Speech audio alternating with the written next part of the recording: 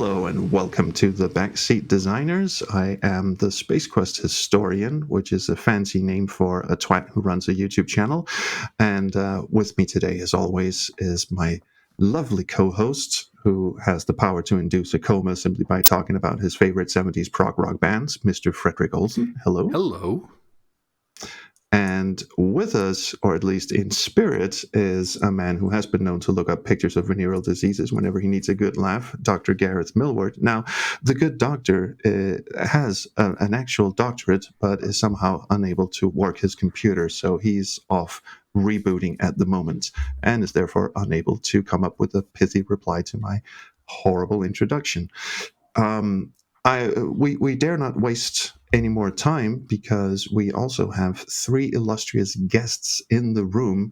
I'll just quickly introduce you, and you can correct me if I get something wrong, which I inevitably will. First of all, we have the lovely Julia Minamata, who recently released The Crimson Diamond to amazing reception. How are you doing, Julia? I'm doing really well, thanks. Great to have you here. We also have the lovely Phil Fortier, who, did I pronounce that correctly? I feel like it should be French. I was going to commend you on your pronunciation. That was accurate. Ooh, thank you. Phil is the creator of a number of interesting games. The released ones so far are, apart from a few Adventure Jam games, are Snail Trek Volume 1, 2, and 3. And he's also the co-creator, or at least I believe the actual creator of SCI Studio. Is that right? SCI Companion. SCI Companion. Fuck. Yeah, that's okay. I'll edit that bit out. And lastly, we have the very much also lovely Kevin McConnell, who created what I believe is the first ever hot seat multiplayer Parser adventure game. Kevin McConnell, how are you doing? Hello, thank you. It's an honor to be here. That honor will quickly diminish as we go on, I think. And we are very happy to see that our friend with the doctorate, Gareth, has joined us. How are you doing? I'm doing very well, if you can hear me. We can, unfortunately. I can hear. And I should probably mention that Kevin's game is called A Lively Haunt. And it certainly did haunt me within the first 20 seconds of the opening, where a faceless woman walked by in the forest and then mauled me to death. So thank you very much for that. Thank you. And of course, if anyone's listening to this, you can of course look in the video description to find these lovely people's games, and please go and play them. They are fantastic, all of them. I thought we'd kick off this episode with a quick rundown of what a parser game actually is, because we will be spending the next hour talking about parser games and their potential resurgence in the adventure game sphere. So I've asked our good doctor if he can come up with a short but enlightening description of what is a parser game. I can, because as I was travelling home on the train today, my wife asked, what are you going to be talking about on the podcast? And I said, parser games. And she said, what the hell is that? So, in essence, it is the way of interacting with the game world when you're doing an adventure game instead of doing the usual. I say usual, for certain generation, it's become usual point and click things with icons and various other things. You actually type out the commands that you want your player to do. So if you want to look at a vase or something, you type in look vase, and it will then give you a description of the vase. One of the advantages, of course, of this, as we'll get onto in a minute, is that you can create very rich worlds, and you kind of end up being in a kind of a dialogue with the game. You're sort of typing commands, and it's giving you feedback, and you have to try and then ask questions that are based on the feedback that you get.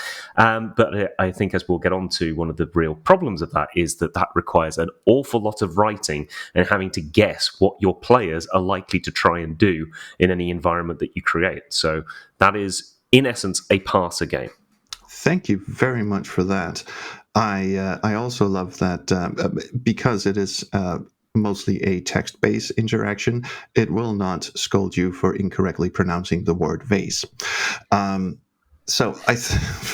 Fuck. That depends on which side of the Atlantic you're on, I believe. I was going to say I could have chosen a better word. That is absolutely fair. I just love you went with a vase and not any other household object imaginable. What are you currently staring at a vase in a sort of seductive manner? No, he's staring at the vase. Oh god damn it! I have nothing to contribute. No, he is pantsless at the moment. Anyway, I thought we'd get a quick round table going with our three illustrious guests because I want to get the boring question out of the way first. So all of our three guests have released games that use the Parser interface in this modern era of ours that, as Gareth said, involves usual interactions with the mouse and pointing and clicking on stuff when you play an adventure game. But these three lovely people have released Parser games in the modern era. So I quickly want to ask each of you, perhaps starting with Julia, what on earth possessed you to release a modern game with a Parser interface? Yeah. Okay. Yeah. Why did I do it? I did it because I think it's more fun to play games where you need to work a little bit more for that payoff. Yeah. It's funny to think about back in like the late '80s, early '90s when it was text parser and we moved on to the more pointy clicky type of game, and how it's kind of considered a technological advancement that we should all be very excited about. And it was cool and everything. And I think for a lot of reasons, it can be definitely a more approachable style of adventure game. But I never thought of it as an advancement over the text parser, just something different or just a response to what we could now do. But I have always found that the text parser has been much more immersive for me. It requires the player to engage more with what they're looking at, what they're seeing, and even conversations with other characters. You really have to pay attention to what you want to ask. You have to there's more purpose, there's more intent in all your interactions with the game. And that is why I decided to make a text parser game. I just immediately thought about it because not only was it my favorite type of thing, but it's really not something we tend to see very much anymore, unfortunately. No, that's true. It's kind of back in the early '90s. It sort of became passé in a way when we started doing point and click games, and we sort of forgot all about them for a couple of decades. Mm-hmm.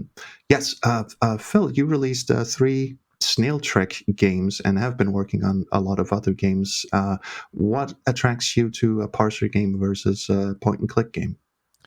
I think originally it was kind of a nostalgic thing because those were the games I started on, like when I was a kid.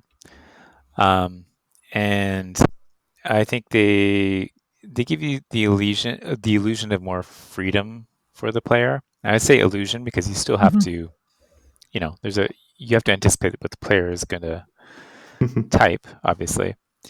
But it's almost like the interface. What you can do in the game is hidden, and that provides a more interesting player experience for me because part of the game is figuring out what you can do. Yeah, that's true. In a sense, with point and click games, you're limited to what the interaction icons represent, which I have words about, but I'll save them for later. Whereas the parser games perhaps have a lot more freedom at the expense of, as the designer, having to figure out what your players might actually do. Once again, I'm rambling. Kevin, you also released a parser game, of course, and even one that has a 2-player mode. And I really want to know first of all, what attracts you to parser games, but also how you came up with the idea of a hot seat multiplayer parser game. Okay, well, so like Phil, I guess a big part of it is just like flat out nostalgia, and I can admit that that's just part of it. But also, I feel like back in the sort of the mid to late '80s, there was like a physicality to some of those old adventure games that like over time in the '90s with the point and click, I feel like there was almost kind of like a distancing, if you know what I mean. Like even just something like you moving your character around, you click, go over here, and he or she would sort of walk themselves over there, versus just moving your character around. As I'm sure trolls can attest to, having navigated the vine monster from Space Quest 2 multiple times. There's just something about that, and like typing in what you want to do. And also just like the old games used to have like a very short sort of intro, and then they just sort of released you into the world, like go have an adventure, versus like a lot of later games, you spend a lot of times watching cutscenes or navigating dialogue trees. So I just kind of wanted to sort of recapture that, like that physicality that the older ones had. Yeah, in a sort of visceral sense, and I'm not just talking about the faceless woman who looks at you from behind the forest, but a more sort of visceral, interaction with the game environment. Yeah, exactly. But probably also kind of like a literary experience, because obviously before Sierra really started adding graphics into the mix with like Mystery House first, and then a couple of other titles in the watershed that was King's Quest. That was kind of the easiest quote unquote type of adventure game back in the day would literally be like taking a novel, reading through it, and translating that into a format where you could basically program in the whole story, and the player would just have to basically have read the novel or guess what to do next, and that would be your gameplay. It's like you encounter an ogre. If you want to fight him, turn to page 62. If you want to ravage him sensually, turn to page 72. More or less, basically, yeah. Choose your own adventure. But of course, with a computer, you've got plenty of pages. So if you can think of every possible scenario of what you could do with the ogre, you can make a really rich experience for the player as well as for the author. Or just use the goat to kick him off the bridge. That's fine. Yeah, but let's have a little introspective moment, because as Gareth mentioned in his pithy introduction, writing a parser game involves not only a lot of clairvoyance as to what your players might expect, but also involves a lot of heavy lifting in terms of writing. So in terms of anticipating player input and the amount of responses that needs, do any of you have any certain tricks that you use, or are you just really good at reading people and anticipating their actions? Anyone can jump in on this one. I think playtesting is very important. Like the times I've been at a small, what do you call it, game where you show your game off.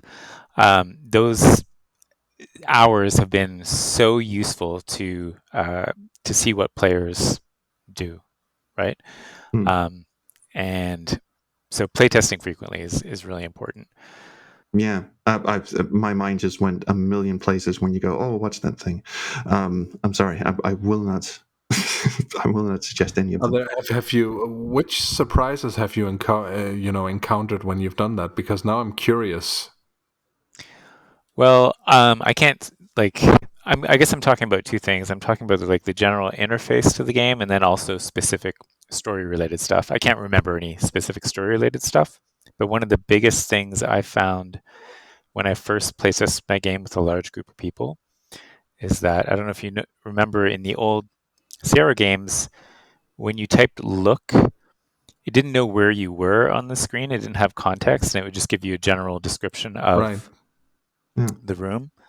But I found people, especially those who hadn't played those old games, when they typed look, they expected a description of what was in front of the player character. So if they were standing in front of a table, they would expect a description of the table. Wow, now I feel old. Yeah, and so that's one of the things I ended up putting into my engine, was like context of where you are in the room and what's directly in eyesight of the player. Yeah, well, I want to get back to the innovations that you put into the parser, but really quickly, I want to ask Julia and Kevin the same question. I mean, Julia, in terms of anticipating player reactions, as far as playtesting and the amount of writing that you had to do, how long did that take you, and what sort of considerations did you have to go in? This is your first game, incidentally, as far as I know, anyway. Yeah. So it is. there must have been a sort of steep learning curve going on. Oh, yes. Yeah. Years worth of learning curve. Yes. Very, sometimes very steep, sometimes very gentle. But as Phil mentioned, going to events and showcasing your game is really, really, really helpful. And related to that is Twitch streaming, watching people play the demo. And then now that the game is launched, watching people play the game on Twitch is really educational, because what you get is, you get people, well, for the most part, they tend to be people who do have a nostalgia for this style of game, text parser games, 30 years ago, something like that. Retro Twitch stream is a really wonderful community. But there also have been kind of like younger mystery streamers that have been playing it as well, whom this is their first text parser game. And it's wonderful to watch them play it as well, and then see, where people get stuck, the types of words that they use. Also, what's great about Twitch is because it's kind of like an international community. You get something, we might call something a waste paper basket or a trash can in North America. They might call it a bin, in the UK or something. That type of thing. Like, there was actually, I got some feedback. I was using the word vest, and apparently in the UK, I don't know what vest means in the UK, but it doesn't mean what the same thing as North America. And I added waistcoat into the Parser dictionary based on some feedback I got from a British person about what that item of clothing is supposed to be. This is why Canadians are the best. What is a vest? Okay, yes, Gareth. What is a vest to a British person? A vest would be something that you'd wear under a shirt. When you're cold. Okay. I believe a classic example would be what the Americans call a wife beater. That's what we would call a vest. Oh, okay, like an undershirt is what we call it in North America. Okay. Yeah. Okay. Yeah, see, I didn't know that. I have to say I prefer the UK version. The other one has a few horrible connotations. Yeah, I said that far too casually, didn't I? I'm very, very sorry. I think undershirt would be the appropriate term for that, maybe. Yeah, undershirt. Yeah. I've learned something new today. I had no idea vest had a different meaning in the UK. Yeah, that type of thing. Yeah, so having an international community of like retro streamers or new mystery streamer people play it has been really great too. Of course, the testing, and that's how a lot of the synonyms get generated for me. Is also people sending feedback and saying, "Well, I think this word should work," and I'm like, I usually say, "Yeah, we'll do that," because Adventure Game Studio, which is the engine that I used for my game, has a built-in text parser in it, and it's really easy to use. I just need to add a synonym to the dictionary, and there we go. I'm happy to do that because I think we all understand that we're asking a lot from the player when we have a text parser, and that's why we all have our own little tricks about how to make that a little bit easier. Yeah, and I do want to get back to your point as well, because you do have two filthy second languagers in the chat right now, and there are some language barriers there that are very interesting to talk about. But I just want to hear from Kevin, because not only is your game retro inspired, naturally, it also has two text parsers in it, so you have to contend with two players who may each have a different way of playing adventure game. One might be seasoned, another might. Someone is drowning in the chat. Yeah, I didn't think that would be so loud. I thought I was pouring more tea into my cup, and I didn't realize it would be that loud. And I was just thinking, I hope they don't think I'm in the washroom or something. No, that's fine. No, Gareth is the one in the wind tunnel. We have some. Never mind. Kevin, you might have two players playing your game, but one might be a seasoned veteran, the other one might be a newcomer. How do you balance those two? Well, I didn't really play test mine much at all, which is maybe one of the many mistakes I made. I guess I play tested it myself basically, but I tried to spend a lot of time every time I made a new screen or whatever you want to call it. I spent a lot of time just kind of screwing around, walking around, looking and just thinking, if I was playing this myself, what would I try? And then I would just sort of write those in. But yeah, so it didn't really go through any actual play testing as such. So basically, I didn't give a shit. A lot of the mistakes of my game, you could just chalk up to straight up laziness.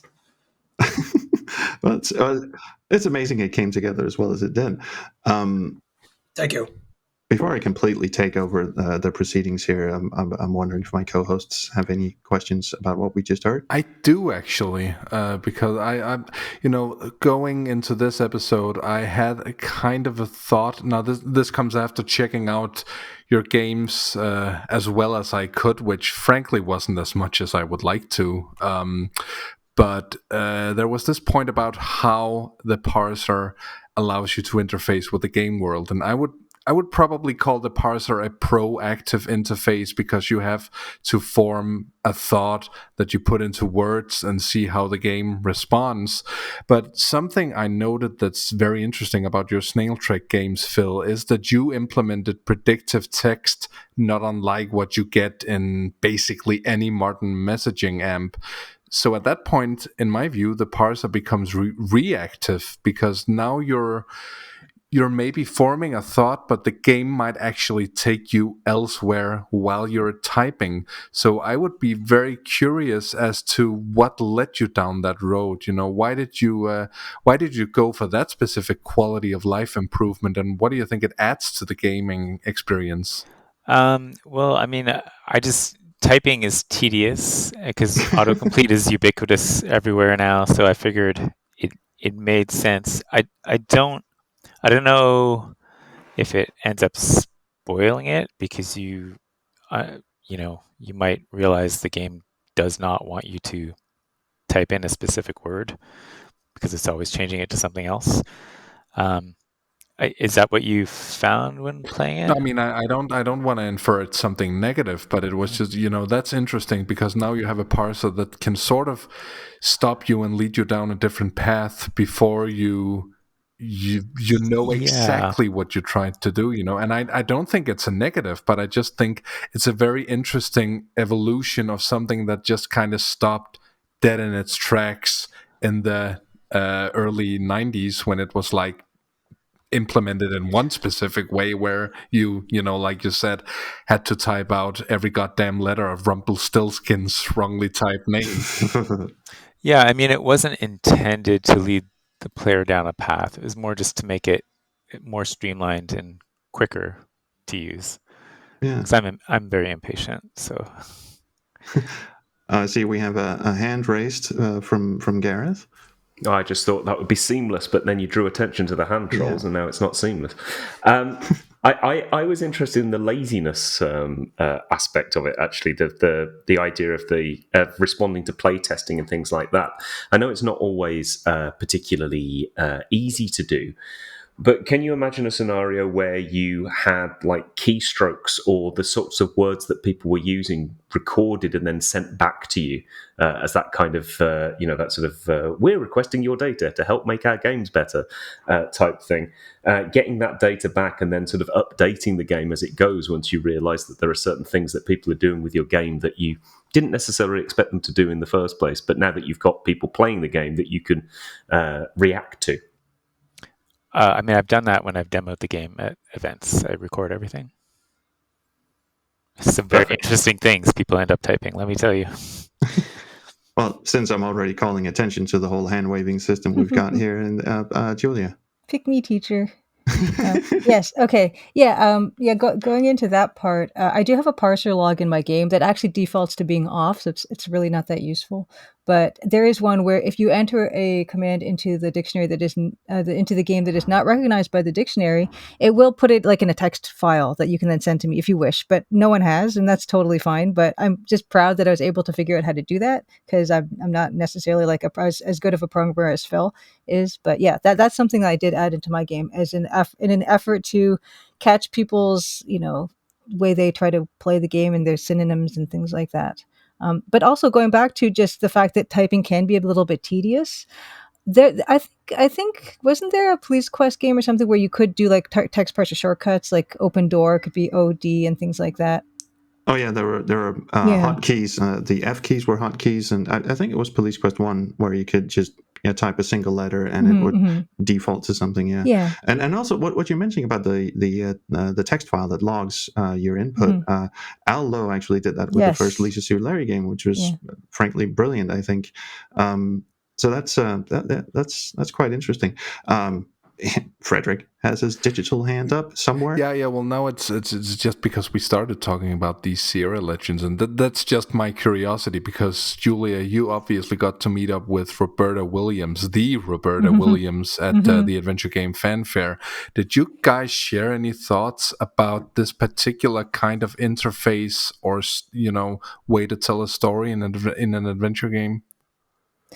Not really. We didn't really have a lot of time to like sit and chat, but I did send her like the demo and then later a key to the game. And she said she'd play it a little bit and write me a little blurb for my Steam store page, which he did indeed do, which I'm so pleased about. And what I love actually is she actually emailed me about it, and she asked me, and I'm not going to answer this because I don't want to do spoilers for my game quite yet, but she asked me if there are any murders in my game, and she was Googling my game pretty hard, she said, and she couldn't find anything, which I was very pleased about at the time because I had kept a real tight lid on, the story details and everything. But I did tell Roberta Williams what went on in my game before anybody else, except for my testers. They knew, but yeah, that's as far as we got with in terms of talking about what was actually in the game. But yes, it just, of course, it tickles me pink to think that she played a little bit of my game. That's lovely, and I just love the fact that Roberta Williams, the queen of adventure game, inventor of the graphic adventure game, says, "Thank you so much for your game. I've played a little bit of it. Now, give me the juice. Where are the murders? Where's the gore? This the dark side of Roberta Williams."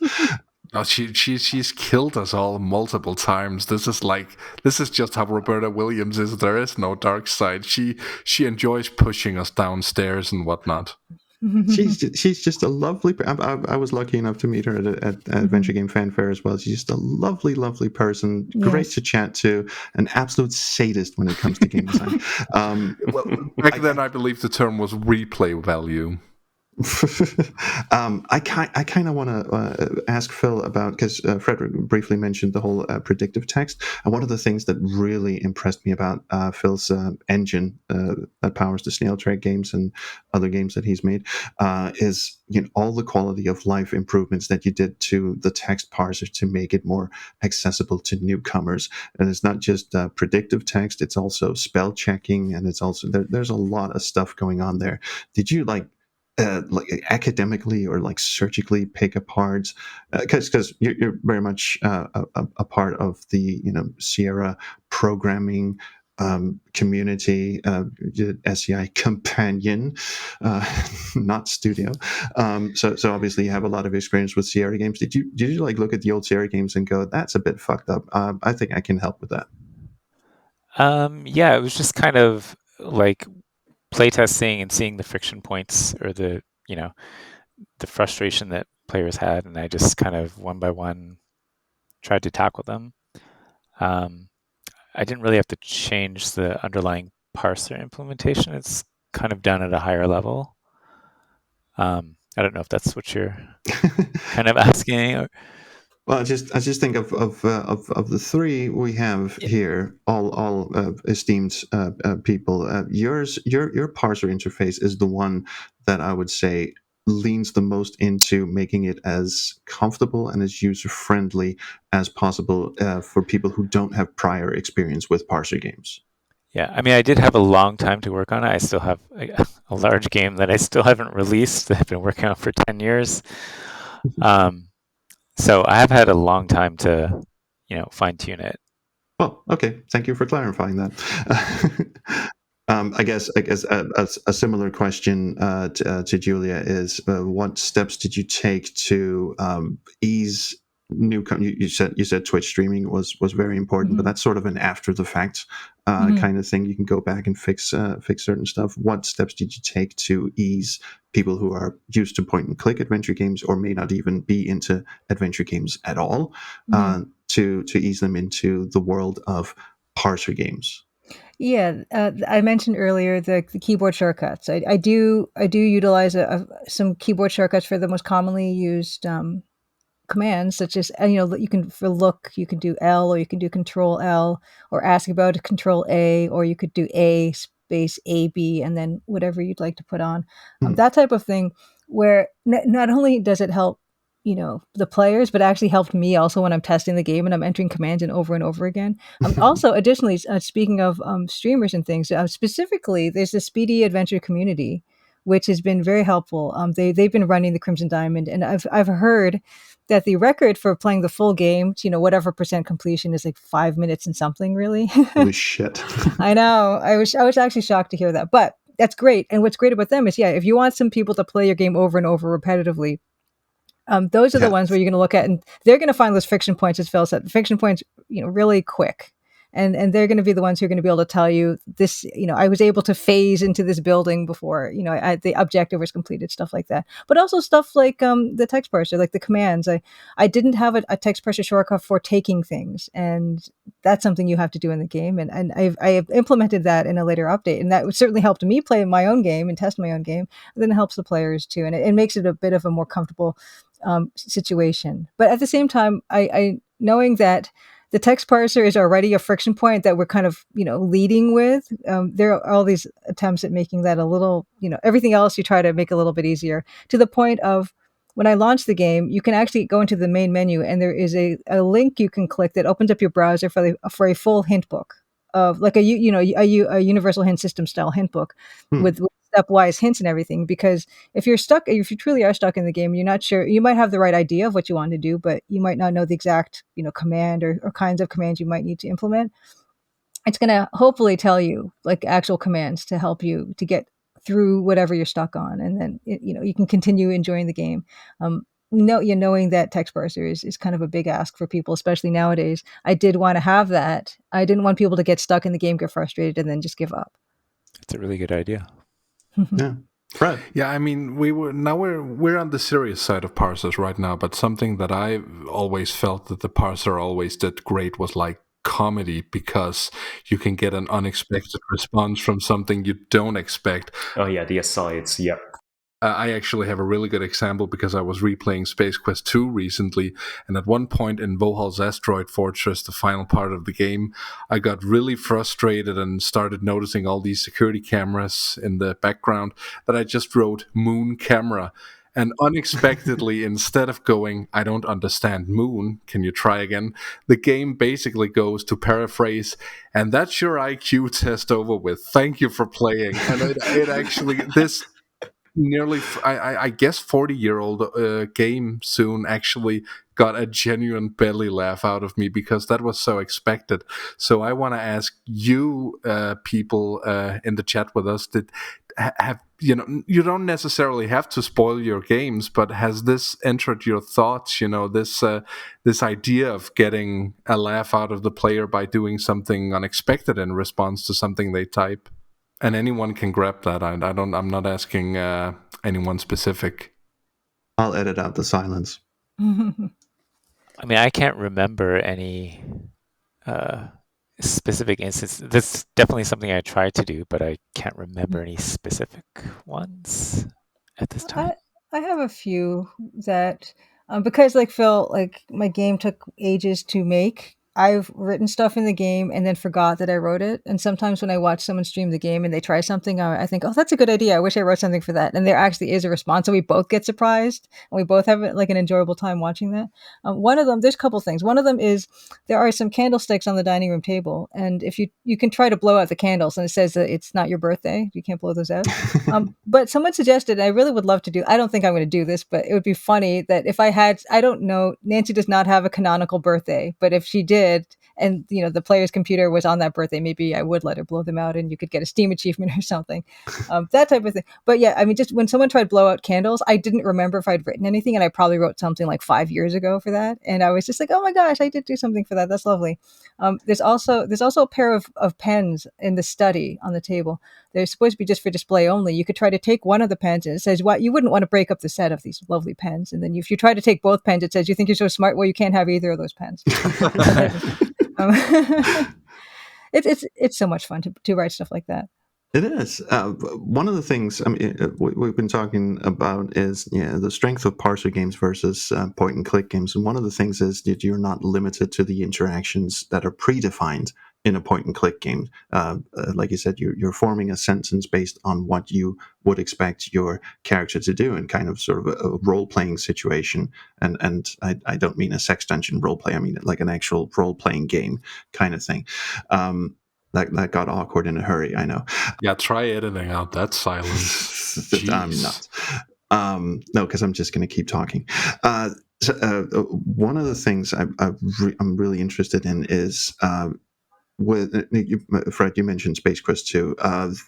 Stuff like having to take a deep breath before diving under the water. Oh, yes. Stuff like in Hitchhiker's Guide to the Galaxy, where you have to instruct the parser to look at a room 3 times before the parser actually goes, all right, I'll describe you the room, but it's actually very dangerous. That's why I didn't want to tell you.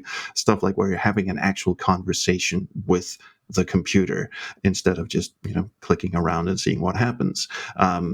Did you guys approach your game designs in terms of your standard adventure games? You're going to look, you're going to pick up, you're going to talk to, or did you try to put in some more conversationalist puzzles. I think we haven't really heard from Kevin in a while. Let's throw that one to Kevin.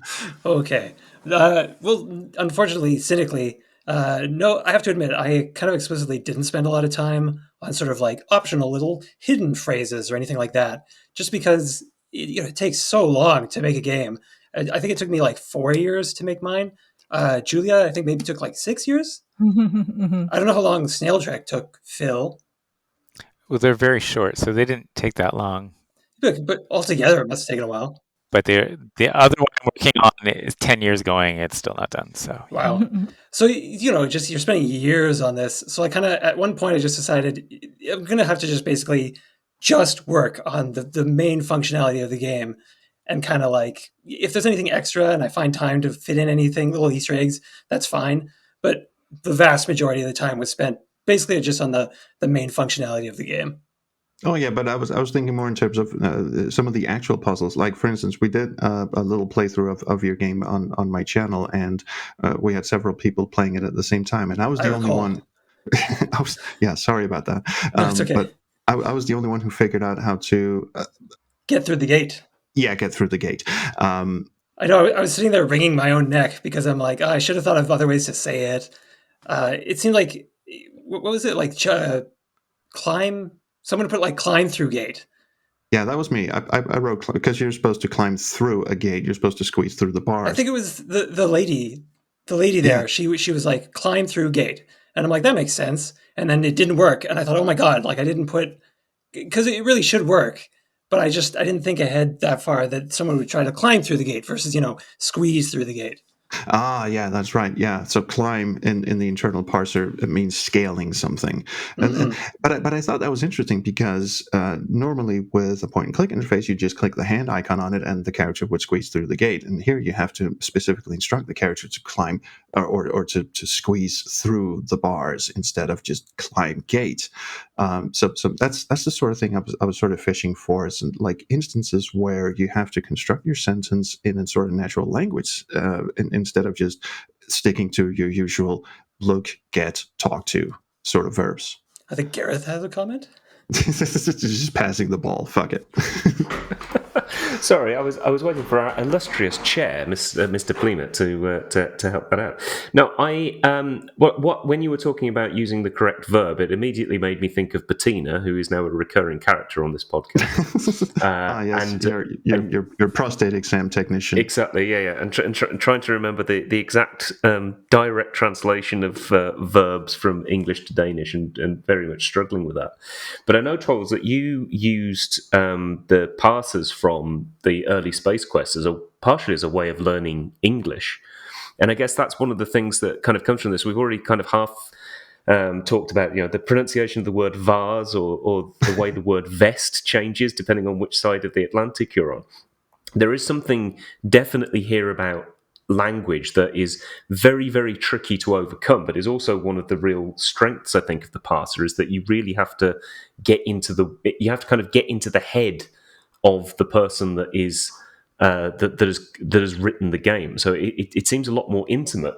But then you've got this kind of language issue that you need to get across as well. Yeah, that's an interesting point, Fred. I'll get to you in a second, but I'm actually interested to hear what our guests have to say about that, because regardless of how international you try to make your game, first of all, they're 99% of the time they're in English, and second of all, you always have this sort of cultural, I was going to say bias, but that sounds a bit harsh. But you always, you're brought up in knowing that words have a certain meaning, and there's like cultural mores and manners that you're here to say for instead of like playing a Japanese RPG game where the manners are entirely different. Something you do could potentially offend someone hideously, which would be perfectly normal in another cultural setting.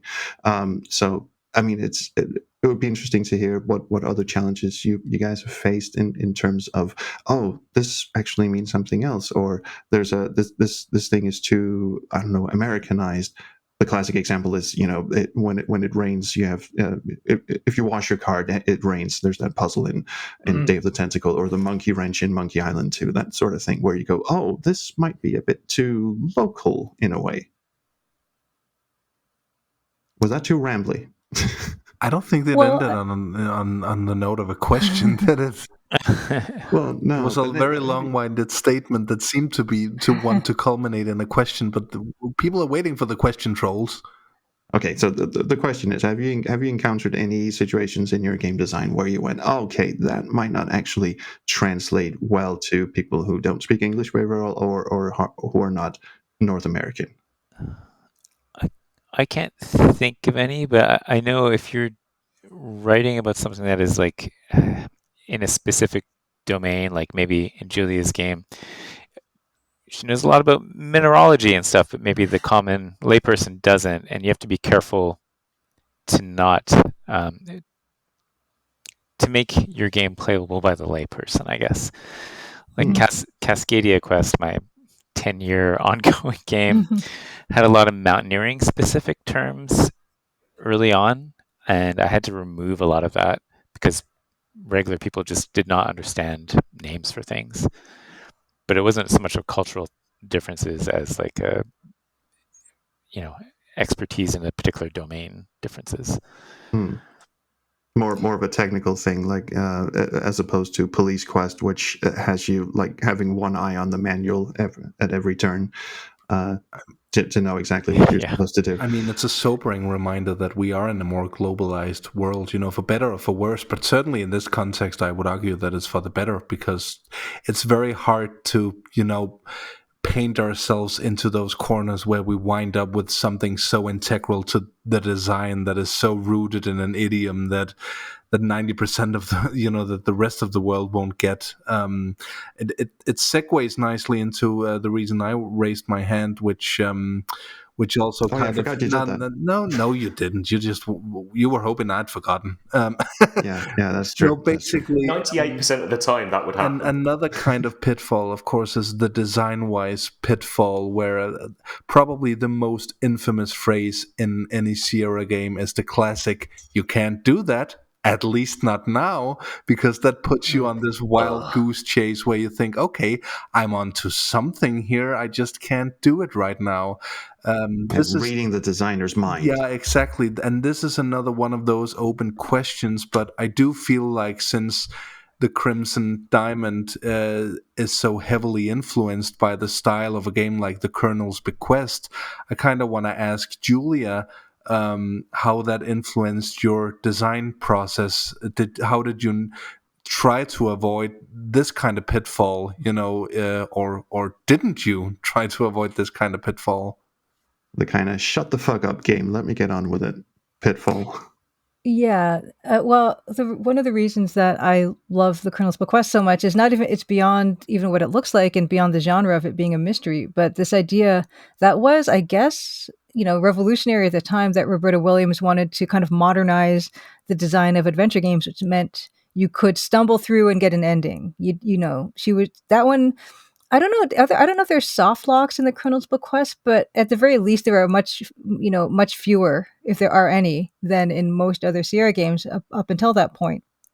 And I thought about that a lot when I was making my game, because as I mentioned earlier, I want people to get to the ending, to get an ending. And that was really important to me because nowadays there's this idea that we have so many games competing for our attentions, and that you just need to keep people's attention and make that easy for them and make it intriguing for them to get to an ending, and make it a good one too, because a lot of times people will play a game once. You're lucky if they will want to replay your game. And I did try to design my game to encourage replayability, but I understood that probably for most people, they're only going to play through once, and I want them to come away from that with a good experience. And what that meant was, at the end, the way I designed the ending for my game is there are two major endings. There's a kind of like a good ending and a bad ending. I mean, they're not explicitly called that, but I mean, there's sad music in one and happier music in the other. So I suppose it's implied pretty heavily, but the choice between getting either of those endings has nothing to do with how the player actually played the game. It has nothing to do with what conversations they managed to hear or what they managed to learn about the game, or any of the goals. As long as they kind of went through the game, there's a yes or no answer that you get to answer in the last chapter. And if you choose the good ending, then you'll get the good ending. And that was important to me because I did want people to enjoy their experience with this Parser game that has been asking so much of them. But it was just like, I want that to be a positive experience one way or the other. Especially knowing that, I stream on Twitch and I stream old adventure games, and just seeing, how those tend to be designed. Like, there tends to be, by the time you get to the ending of a lot of these old games, it just kind of ends really abruptly, and it kicks you out into DOS. It's just, congratulations, you won, and here's the DOS prompt again. That type of thing. But I did want there to be like this denouement. I wanted there to be some satisfaction and some like feedback about how the player did as well. So yeah, in kind of both ways, in terms of how I approached making my game. I looked at Colonel's Bequest for things that I did very much enjoy, especially the way that the actual game design was handled, but also thinking about other old adventure games and what I didn't care so much about them, and what I wanted to improve upon for the the benefit of like 3 decades of game design experience. Oh, very interesting. One thing that we haven't really touched upon yet was we've been talking about it, and we've been sort of skirting around it a bit, is that parser games tend to have a retro feel to them. We of course, the adventure game genre started out with text, and we still have a very healthy interactive fiction community that are still developing text parser games in the style of Infocom and such. But your games, all three of you, are produced in this modern era for a modern audience, and they still have kind of a retro feel. But the topic of this podcast was actually supposed to be, I don't know where we're at right now, but it was supposed to be, are parser games going to make some sort of resurgence, some sort of comeback? Were they unfairly shoved aside when we went into point and click, and everyone just assumed a point and click adventure game is an adventure game? Is this something you see could be used not just as a retro game in the style of old Sierra games or what have you, but as implemented in a modern adventure game, or even just a modern game of any genre? I'm so bad at asking questions. I mean, I can say some things. I don't know if Just say anything, really. I guess a thought I've been having lately is I'm a little worried. Like, my parser games, like at their core, it's basically do thing with object, or like verb on object, right? Like the sentences can't be that complex. But now with the advent of AI and ChatGPT and stuff, I'm worried that people are getting used to computers actually being able to understand complex sentences and paragraphs. And I'm wondering how that will affect how they play these types of parser games, if their expectations will be different. And I'm wondering if I should have released my game a few years ago before this.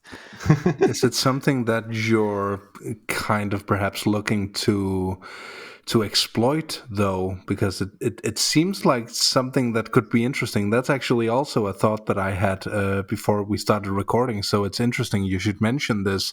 If you could somehow implement some sort of neural network based approach to the parser into it, then you would have something that's completely different, responds in a completely different way, maybe based entirely on the way the player addresses the parser, and just is maybe able to, within a certain framework, make up stuff on the fly about the game environment, descriptions that the programmer didn't actually think of. I think with the advent of AI, we could be looking into an era where parser games suddenly become a lot more attractive, because now you can do with them what was only really hinted at in the 1980s, and that's not really a question. That's kind of like maybe a thought, I don't know if that can be the springboard for any kind of discussion, because AI also certainly does have its pitfalls, but yeah, I would absolutely hate that, to be honest. I think it would take away the whole point of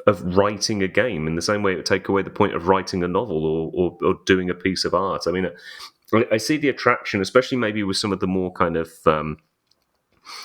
generic kind of prompts of basically, I'm sorry, you can't do that kind of thing. Maybe you could get a few more interesting interactions, or at least sort of interesting seeming interactions. But for me, the entire point of a game like this is that you are in dialogue with the author, and it's meant to have some kind of art and human kind of thought behind it. And I just, the idea of it just being AI generated text would kind of take something away from me, but maybe I'm not typical of all players. I don't know. I think before we hand it off to guests we actually invited to the party, I think that's a very, very interesting point. I wonder if we'll ever get to the point where an author of an adventure game can create their own neural network within parameters that still fit within their creative vision, but take some of the workload of having to anticipate every action that the player can take. I don't know if that frightens or offends people. I think it's an interesting approach, and also I appreciate the irony of if we were to like sort of let loose and have some sort of generative AI just make shit up as it goes. Now we are, instead of trying to read the designer's mind, the designer's now trying to read the game's mind. I just thought that's an interesting irony. No, there's no question here. So how scared are our guests at the thought prospect of relinquishing some creative control over their games at the with the potential benefit of not having to write descriptions for every possible interaction? I'm not scared because I'm not going to do it. Good. It's my own choice, you know. There is so much to do with the writing that I love being the author for the interactions, and I love being the one who's giving those descriptions, because it's not just about the the surface level description. If you're looking at a table, it's got 4 legs, it's got a surface. At least for the way I wrote my game, there is and it's kind of interesting because I only noticed this when I started to write my own game, was that the way that narration is handled differently in a LucasArts game versus a Sierra game. Sierra games have like a third person narrator that kind of feels separate from the actual character. And in LucasArts games, when you click look at tables, and it's Guybrush Threepwood's going to tell you about this table, whatever he knows about it, having just encountered it. But in Sierra games, yeah, you do have like a third person narrator, but at the same time, there's kind of a tension between what the character is going to say to you, is Nancy Maple is going to talk out to the screen and say things to you, versus what the narrator has to say. But at the same time, the narration in the game is more than just look at table and this is what the table looks like. It actually has to do also with how she sees the world, and you get some idea of what her personality is based on how she describes things. And I don't, maybe you can train AI to do that, but then it will take 8 times the work to do that. To say, well, okay, here are all the goals that I want this 3 sentences to achieve. I want this to be a certain kind of tone. I need to describe, the act, the verbs and the nouns you could potentially act upon. It also has to give you the impression of the personality of the character that is looking at there's just so much that's tied into just, a few sentences of writing, at least the way I approached it, that I'm not saying that it's impossible for AI to do it. I'm just saying that it would be extra time that I could be spent elsewhere on the actual writing. I think most writers love the act of writing. My game has like 160,000 words in it, and in order to train an AI to be able to output as many as, I'd have to write 10 times that, much stuff. I just want to clarify. I sort of devil's advocated this whole thing. Oh, of course, I think it's a completely shit idea. I just wanted to gauge the room, so to speak. Please continue.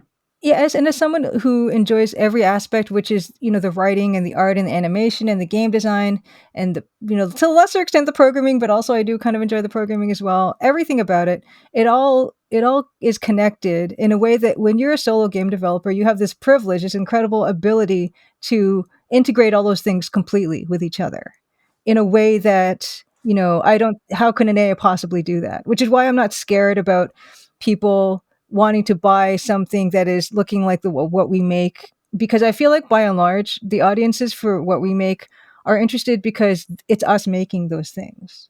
And I've kind of worked hard as an insurance against that idea of just some AI produced product being something that people would want instead of what I make. Is I've really tried to, when I market my game, give people an impression of the kind of person I am and the kind of things that I like and the kind of things I like to make, which means the only place they can get a game like that is from me. I love everything you just said. Yeah, and I mean, so do I. I just, wanted to defend myself because I think the impression was that I was suggesting that the game should procedurally sort of generate itself. Everyone's just backing away, going, AI is shit. Yeah. We're sorry. I would absolutely concur. That is a shit idea. What I was thinking more of was, in line with the pitfalls I described earlier.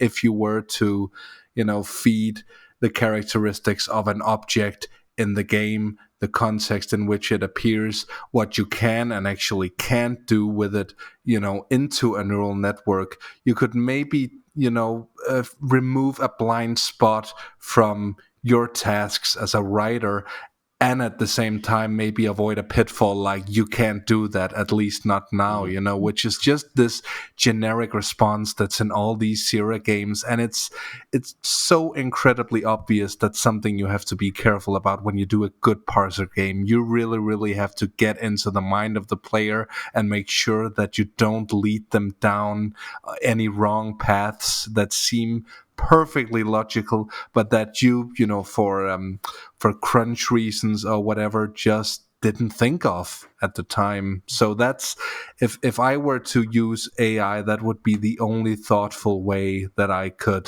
think of, and certainly have someone review, whatever responses come up from that. It's always better when there's a human overlooking things. I agree with that, but these old games are sometimes remembered not all that fondly because of those blind spots, and I think that's a shame because there is some brilliant design down there in most of them. What I will yeah, sorry, go on. No, you go, Julia. Well, I was going to say that in terms of those boundaries about, the generic response of you can't do this, or you can't look at that, I actually don't necessarily mind those, because what it does is it guides the player to what is the interesting thing to look at, or what interesting interaction is. But if everything that you can look at in a text parser game is going to give you the same level of complex, like description, then they're not going to know. Like if I can just look at a corner, of a room, or look at spot on wall, and it's giving me 5 paragraphs about that, because that's what AI can do. Like it's not guiding the player to what is important. Yeah. It's almost like if you had a point and click and every little object on the screen had a response. You wouldn't know, you wouldn't be directed. Yeah, and I think it actually creates more blind spots than it's going to actually solve, because it means that you're relinquishing that amount of control. I also, when I'm writing my responses about looking down certain sections of the hallway, I try to make sure that they're different, and they're different enough so that they don't become monotonous. All these kinds of considerations that you can do when you're guiding it personally is not something, it's kind of, you have to check then another thing's work, right? And it's just like I think especially when you're doing it by yourself, you are so mindful about the time that you have to do things with. And the idea that I'd have to add put aside certain X number of hours per week on checking the work of a robot, it doesn't appeal to me at all. No, I mean, that's a very good point. And, I definitely salute all of you, because you've all been working on your respective games for years, trying to avoid this kind of stuff and trying to make sure that the writing is exciting and varied. So I don't mean to belittle that in any way. I think it's amazing. But I think one of the things that's kind of come from this is, I think that whole point of the reason why there's no description for this object is because you're not supposed to really care about it. Look at something else, which I completely agree with. But I think the other thing that kind of comes from what you said, Fred, which is interesting as well, is this kind of idea of the parser is the parser a tool, or is it communication with the game? If it's a tool just for finding out what is on the screen and what is it, then what you described is absolutely fine. It will give you a factual description of what's there. But I think, as Julia was saying earlier, this idea of actually, when you tell the character to look at a table, that character will then give that character's interpretation of the table, and then it becomes a much more kind of human kind of thing. So, I think in some ways, there may well be something that can be done through some of these kind of automation things in terms of trying to pick apart semantic meaning rather than literal meaning. And there's interesting things you can do with bigger worlds, maybe procedurally generated worlds, if we want to go sort of down that particular route. But I do think that one of the things that I appreciate actually about a lot of adventure games is that maybe unlike a lot of other forms of game, the author really does matter in adventure games, and it's one of the reasons why I enjoy them so much is that you're not just playing a story that's been procedurally generated. You're playing some kind of story that has very deliberately been written, and where the author is trying to guide you in a particular way, but also giving you the freedom to explore that world. And I don't really see how generated text can do that, while at the same time thinking it's a fascinating discussion to have. Can I just say, I hate the fact that every time we do one of these shows, we inevitably fall down the AI rabbit hole. I'm just fucking sick of it. That says a lot about how it's everywhere these days, and I think we're going to fall further down as the season proceeds. Yeah. Okay. So we're kind of coming up on the end here. One thing I want to circle far away from the AI discussion at the moment, and talk about the future. Not the future of procedurally generated bullshit, but the future of parser games themselves. As we've again been talking about, parser games have a sort of retro connotation. It was something we used to do a long time ago. Now we're trying it again. I want to hear from, and especially Kevin, actually, because Kevin, shining the fucking spotlight in your face again. When I invited you on the show, you sent me a couple of links to a bunch of parser games, modern parser games that I'd never heard of. And some of them were doing some very, very interesting things to evolve the parser beyond what we consider the retro get lamp, talk to kind of thing. Phil has been working with that in terms of predictive tech and making the interface easier for newcomers to approach. But can you talk a bit about some of the games that you sent me and how you see parser games in the future, what they might bring in terms of innovations? Yeah, you mean Enclosure, Brackets 3D, or The Aching, both of which are very much like, clearly inspired by the old Sierra AGI games. Both very good.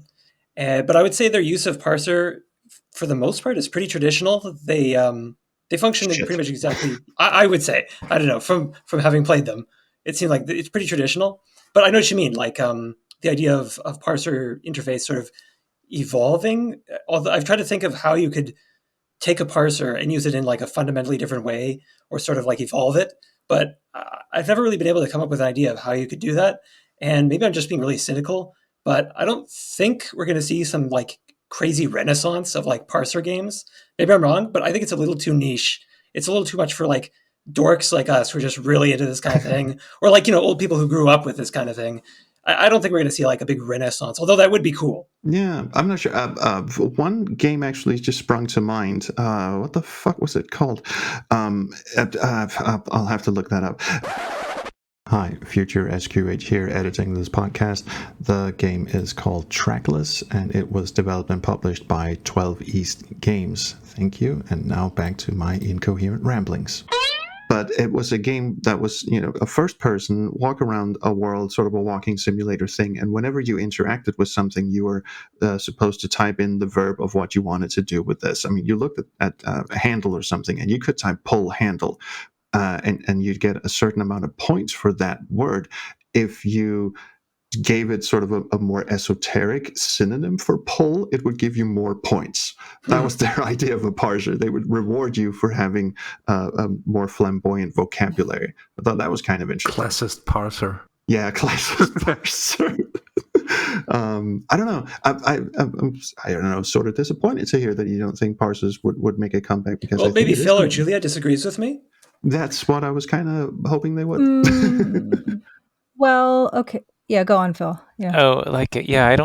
I kind of agree with Kevin. I'm not sure. I mean, for me, the best thing that could happen is more old folks like us get into gaming and realize that there are these retro parser games, and that takes off. Yeah, Julia? Yeah, I think there are a lot of reasons why there probably won't be like this text parser resurgence. I think one of them, and one of the reasons we probably don't see them very much anymore, is that there are a lot of like issues in terms of like localization and different porting it to different platforms and things like that. I think for most game developers, you do try to want to reach a broad audience, and already when you've got the adventure game audience, it's already a niche that you're trying to reach that's already kind of limiting the number of people potentially that would be interested. But as well, because it's, we all make these text parser games, are you going to be porting that, to PlayStation? Are you going to be porting that to Switch? It's not, you could, but at the same time, there's a lot of even more barriers in that respect. And when you're talking about localization, I mean, that's in a whole other can of worms, especially the quantity of writing in a lot of these games, but also the way that, language gets implemented in different, in different ways. These are all difficulties that will also limit audience, which is probably why you're not going to see like a AA or AAA studio tackling text parser adventure games. There's so many reasons why not to do it, and I think all of us here made what we made because we wanted to make it, and without any real like practical considerations of, is this going to make lots and lots of money? Because you know what, it probably isn't. But so in that aspect, yeah, I will say that it is, it's doubtful that there will be this resurgence. But at the same time, there's a couple things that I do get interested about, which is, Scum VM has an iOS app now where you can play, the Crimson Diamond or other Scum VM compatible games on your phone or your iPad, things like that, which I actually find kind of works surprisingly well without having made any formal considerations for design for those platforms. I think, playing, the Crimson Diamond on your phone is kind of like a fun little novelty experience that maybe could bring the game to more people who might be more interested in mobile, in a mobile way to play it. But also, what I really find encouraging is the reason I started making my game in the first place was this thing called Adventure Game Studio got invented that made it so much easier to make games. And what I love to see is I love seeing these tools get easier and easier to use. With this, there's RenPy, there's Twine, there's all these things. And what I get excited about is maybe it's not going to be like this commercial renaissance of games that are going to be released commercially that tons of people will buy. But on the flip side of that, there could be maybe a renaissance of creators who have access to these easier tools that can make their own stories that are so, unique or so personal or so something that, it's not considered, we're not going to try to make a smash success. If there's something I want to express, or there's a story that I want to tell. And in that respect, I think there could be maybe more of a resurgence in developing something like a text parser game, which doesn't have the same demands on assets that so many other genres would have, especially if it's only text, or text in a static image. I always mention this engine called Adventuron, which you can find on itch.io, and you can find tons of games, dozens of games made by people. This is apparently, I've never used it, but it's apparently relatively easy to make an Adventuron game. You can play these games on phones and on tablets. You can actually save your game on and then come back to it and everything. And I think it's incredible. And I've seen so many instances of people who have made their first game in Adventuron, and it feels like an old like Spectrum ZX game or any kind of like those text adventure games. Relatively, people have recreated those games on Adventuron. And I love to see this idea of people getting to tell their own stories, not only with Adventuron, but all these tools that just get easier and easier to use.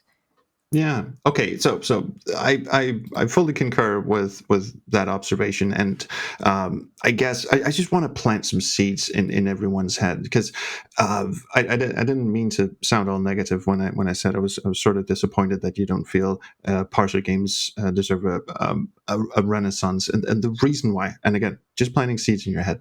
I think the initial barrier for parser adventure games used to be, I don't want to type. Typing is fucking tedious, and you have to have these conversations with the parser, and it doesn't understand your input, and maybe I'm not too good at spelling and all that shit, and that's why we invented point and click interfaces.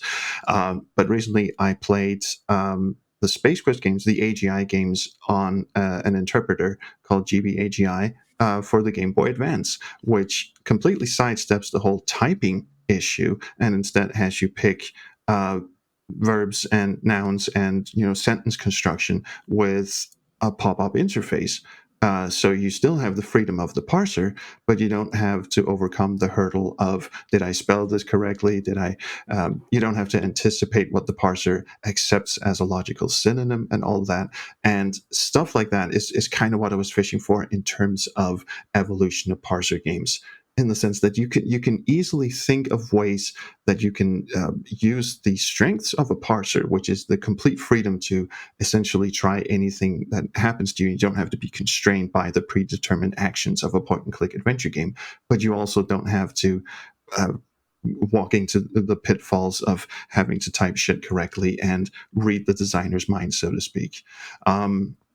We've got a lot of hands raised on that one. I think Gareth was first and then Kevin after that. Well, it actually builds on from what you were saying, Charles, in the sense that, one way is to have a set number of words that you can select from a drop down. The other way of potentially doing it, although as I was just having this conversation with Fred on Messenger outside, you would have some problems with pronunciation, but maybe voice recognition. Obviously, we've already worked out today that VARs won't work. But it could be that voice recognition can then sort of feed into the parser, so you can either type or speak. And that maybe that is one way as the sort of the voice recognition software becomes more and more portable. Maybe that's an option. Phil did some work on that, but I was going to raise my hand, but Kevin is next, I think, or someone else. No, Gareth beat me to it. I was just going to talk about voice recognition, so who cares? Let's talk about voice recognition. I mean, I played around with it and it worked pretty well. We were talking about the way that a parser interface could evolve, right? Maybe with voice recognition, you're not even because you're saying I would say look room or whatever, but maybe rather than that, the whole game is you're talking to other characters. Do you know what I mean? Mm-hmm. Sorry, there was actually a VR game by Alexander Mejia, who's also been on the podcast earlier. He did a VR game called Starship Commander, which also uses voice recognition. You actually talk to this shipboard computer and tell them what you want to do. The demo is kind of limited in the sense that it sort of want to railroad you onto what it expects you to do, but you can essentially have a conversation using voice recognition. Interesting.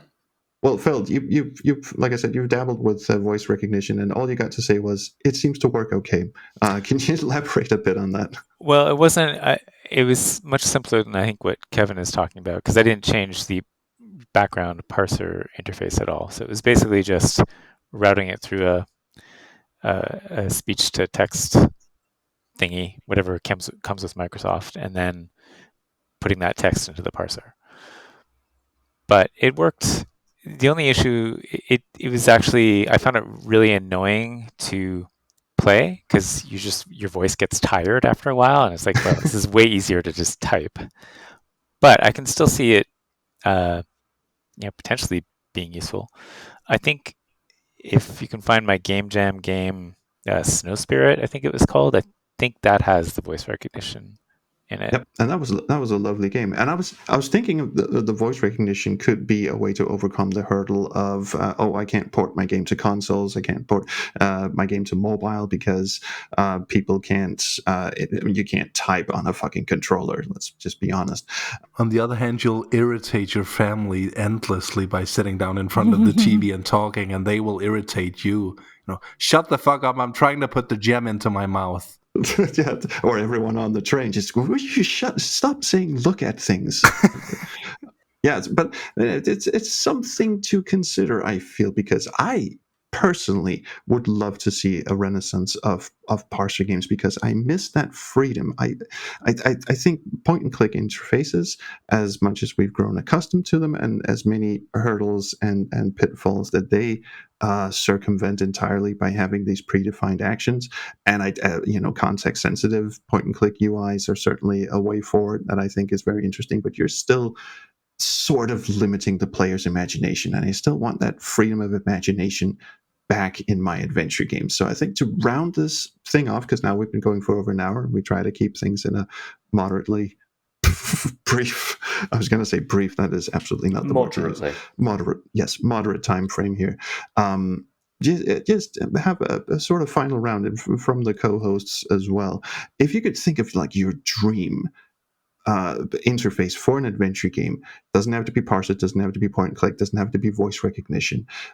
What would be sort of your fantasy way of interface? What would get you completely lost in the story and the author's personality, as Julia and Gareth were talking about, what would be the ideal way to experience an adventure game? Let's start with, I'm just going to go through the list as it is on my screen. Let's start with Phil. I'm just gonna say parser games still, but here's the thing: I want keyboards to have a reason to be included with consoles for some. Then that opens up a new market. Maybe, I don't know. That's my dream. It's never gonna happen, but Interesting. I don't have any other ideas about what my ideal interface would look like, other than Maybe like one of those, like I don't want to sound insensitive or anything, but those sort of things like Stephen Hawking had on his wheelchair. Like you can type with like one hand, like in shorthand, instead of having to type out long sentences on your keyboard. Like you can type in shorthand with one hand, kind of like you were using a controller. Maybe that was an idea for consoles. I don't know. He was using his eyelid, and it took him 3 hours to answer a question. I think that the tenacity of having so much knowledge in your mind that you just want out there, that you're willing to, go through the ordeal of doing that is just mind-boggling, honestly. But probably not something I would envision for games personally. Okay, I didn't mean Stephen Hawking should play adventure games. For all what if you wanted to? What if he did?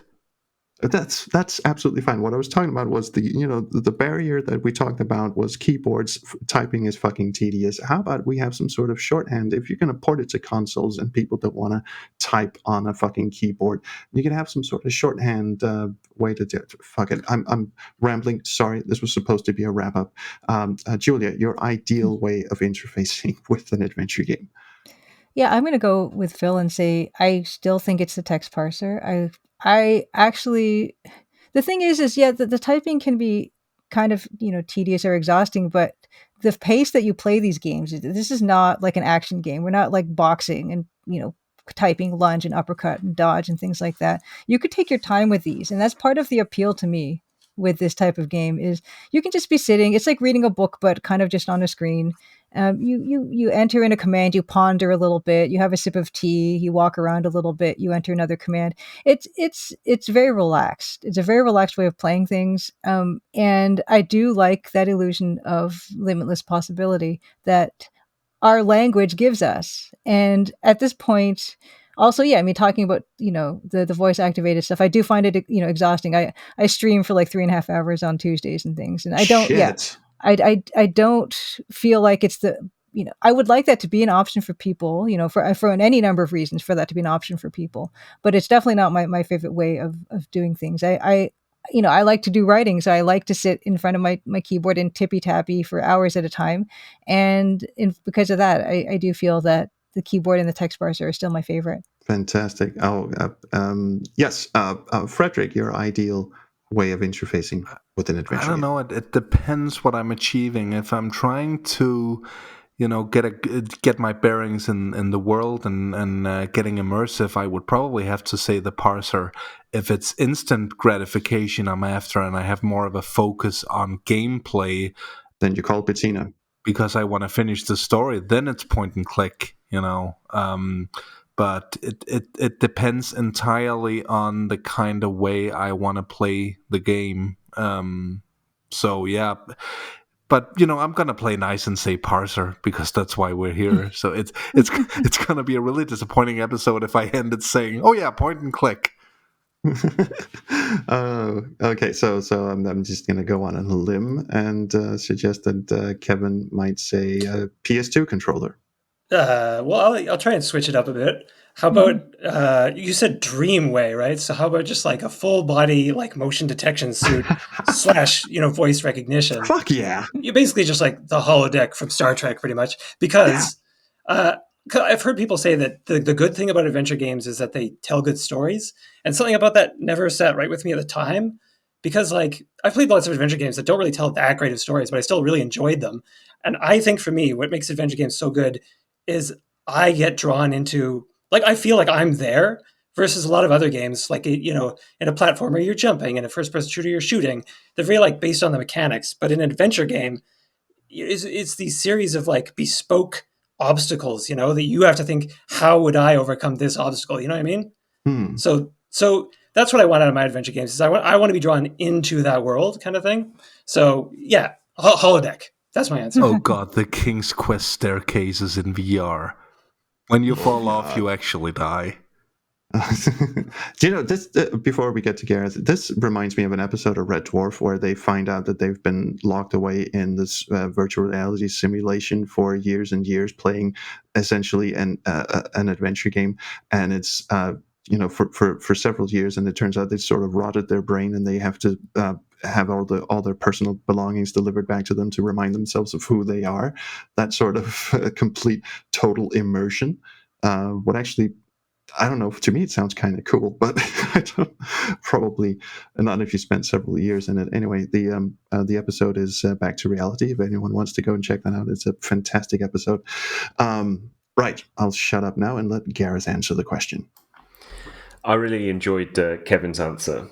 Me too. And because I think I think both Kevin and Fred kind of touched on it in that to a certain extent it depends on what you're trying to do, and I think it's always important that the game designer picks what works for the pace of the story they're trying to tell, what they want the player to get from it, how they want to guide that player through the world, and all of that kind of stuff. But with all of those caveats in mind, I really enjoy the Parser. I know that and I'm not just saying that because our guests have been so good this afternoon. I'm saying it because I think there is something about that kind of interaction you get with the game through the Parser. It's a slower pace. It can sometimes be really, really frustrating, but there is nothing like that moment where you just click with the game and you work out what the game wants from you. And it feels like you're in conversation with the game in a way that you just don't get from point and click. With point and click, you feel like you're kind of breaking the game, whereas I feel with the Parser, you feel like you're figuring out the game maybe a little bit more. Maybe that's just me. So I'm going with Parser because I don't think the holodeck is around the corner in the next 5 to 10 years or so. No, that's a fair point. Although I do long for the holodeck. Although I would hate to be the one who has to clean it up after Riker's been in there. Well, see you in 10 years where we've all got shitty Neuralink chips implanted, and see you in the post-apocalyptic hellscape and everything. If I were to answer the question myself, I do enjoy stuff like walking simulators, and I do enjoy my point-and-click adventure games, obviously. I concur with what Gareth just said, that essentially point-and-click games are more reactive in a way, in that you're supposed to... For me, they involve more guesswork as to what the designer intended than Parser games, and I think that's something we, as adventure game players, are not ready to admit yet. Especially with the old Sierra LucasArts UIs that have predefined verbs that are supposed to be ubiquitous to the entire game world. I've always hated the fucking hand icon because it can mean anything. So yeah, as elitist as it may sound, or as book nerdy as it may sound, I would also really prefer having a very good Parser game that I can immerse myself in, because one of the things I've always loved about adventure games is I was never a book nerd, and I was never I can read and write good, but I never really got into like losing myself in a book because it's a passive medium. I considered adventure games my literary upbringing, so to speak, and I think Parser games were the ones that got the closest to me reading a good book as opposed to actually reading a good book. And it felt like I was actually interacting with the book, and the book was telling me to fuck off because I didn't spell the word correctly. That sort of thing. So all you need now is Anna Karenina, the game. Oh, Julia. Yes, please. I actually, when we talk about immersion, I actually really like something that Kevin talked about, comparing point and click movement on a screen versus when you're actually using the arrow keys to navigate your character. This idea that with point and click, it almost feels more like a surface, like it's a 2D surface and you're clicking, on that point, and then your character kind of moves over to that point. But when you're using the arrow keys to move around, like you'll bump into stuff, and you'll if you collide with that table, you're not going to get any further. And it kind of does put you more in immersive feeling of moving around in a space versus point and click. I agree with that very much, actually. Although I do have click to move, but there are I do too. I think there are times in my game where that doesn't work, and you have to interact with the environment in a more like visceral way with the keyboard. Yeah. Yeah, and talking about like point and click, even the interactions of the hand and the eye and the mouth and things, that also is the same type of idea where you have these clicking and you're clicking on the screen of these areas, but then the text parser does invite this deeper feeling of immersion in that same way that the walking does, but different, of course. Yeah, and one thing I really enjoyed about the text-only games, like Infocom games, is that it was not movement-based in the slightest. You entered a room, and you were just sort of in the room, and you expect, like, if you said look at table or examine table or get candelabra or whatever the fuck, it was sort of assumed that the character just walked over to the candelabra as a normal fucking person and picked it up. You didn't have to bump into things and try to walk 90-degree angles because you didn't have a numpad or whatever. And there's something a bit more immersive in that, although I get, of course, that graphics are very nice and something to aspire to, I guess. Does anyone have any closing remarks in terms of Frederick and Gareth before we let our guests talk about where they can find their illustrious career-defining moments? Only that you've forgotten the greatest Parser game made by anybody in this room, which of course is StairQuest. Fuck off. No, let the man talk. Let the man talk. No, I mean I have no closing remarks as such, but it's been an extremely interesting discussion with lots of very valid points, and I had some preconceived notions and ideas about Parser games before I went into this, but I still feel that I've come out smarter. Also, knowing that Trolls can't get his way through a book is infinitely pleasurable to me. Yeah, well, there is that. Yes. So, well, with all that said, Phil, where can people find your amazing career-defining moments? Well, they can find Snail Trek on Steam. All 4 episodes. There's 4, not 3. 4? God damn. Did I miss one? No, I'm pretty sure you would have known. I played them on my channel. I'm pretty sure I played all of them. And then I have a few on Game Jolt. If you just look for Alien Science, I think is the most recent one on Game Jolt. That one is dirty as hell. Yeah. It's kind of one of my favorite ones. I love it. It's the first anal probe simulator I've really enjoyed playing. And I'm not even fucking kidding. I had a lot of fun making it. Yeah, that one was great. What about like social media channels if people want to talk to you? Probably Twitter or whatever it's called now, X. Just Icefall Games on Twitter. Excellent. Yeah. Excellent. And it's SCI Companion, not SCI Studio. Although Correct. they're both useful. Yes. Yeah. Thank you for your services to the Sierra community, by the way. Thank you very much. I still use SCI Companion to this very day for things that I really shouldn't. That's what it's meant for. Yay. Julia, where can people find yourself and your achievements? Yeah, the Crimson Diamond is available on Steam. It's available on GOG or GOG or whatever we call it. I still don't know what we call that. It's also on itch.io or itch.io, another one I don't know how to say properly, probably. It's also on Fireflower Games. You can find it in all those places. I've got a website, thecrimsondiamond.com, where you can find all my social media stuff, but I am on Twitter. I'm on Blue Sky. I'm on Mastodon. There's a Facebook page. It's everywhere. I also stream on Tuesdays at 8 p.m. Eastern. I'm _Maple Mystery, and I have been kind of doing an EGA demake of my own key art that I also made. And then I also play like retro adventure games that are all EGA palette as well. So that's what I've been up to. Fantastic. And I would absolutely encourage everyone to say GOG instead of GOG because in Danish GOG is no related. No. Don't. First of all, don't go there, and second of all, it's with a K. All right. Yes. But it could sound wrong. Okay, I get it. It's also a handball club to anyone in the room who isn't a perv. This is why I don't read books. They play on Funan. Oh, great. I pronounce it Joj. There we go. That's the new accepted norm. Kevin, please save me from the pit I've just dug. Okay, well, I've just got the one game, A Lively Haunt, which is only on Steam. But I always feel the need to mention my game has this one weird glitch where because of the two keyboards, sometimes it just won't detect letter input from people. So there's always a chance that if you buy it, it just won't work. So it's kind of a weird. It's a weird thing. It's a weird situation. But anyway, that's where it is. It's on Steam.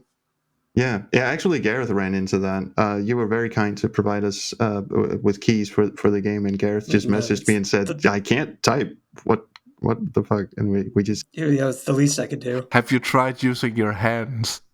Yeah, I was just going to say, speaking of how Gareth was late to the proceedings because he can't figure out how to turn on his fucking computer, I would say the technicalities and the technical workings of computers is perhaps not his strong suit. Maybe he just forgot to plug in the keyboard.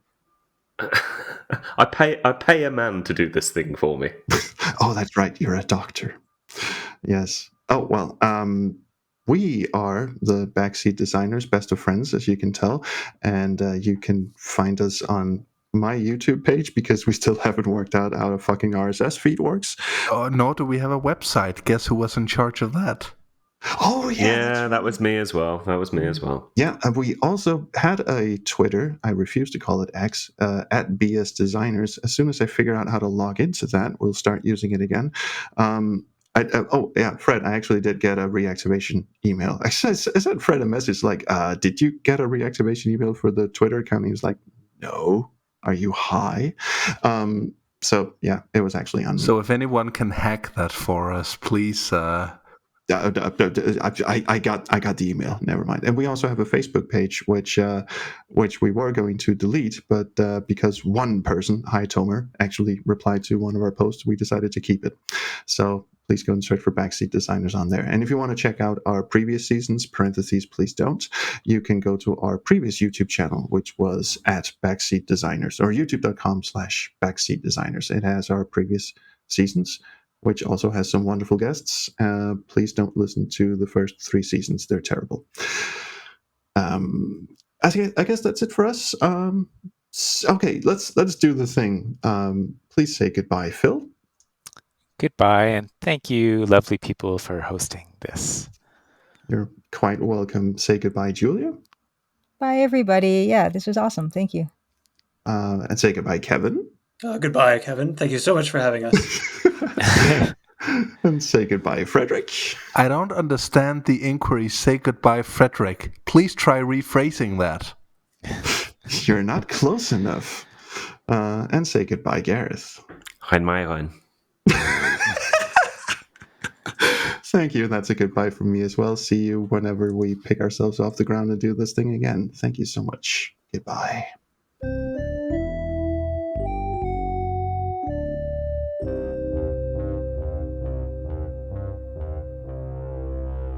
Nå, det er lækkert.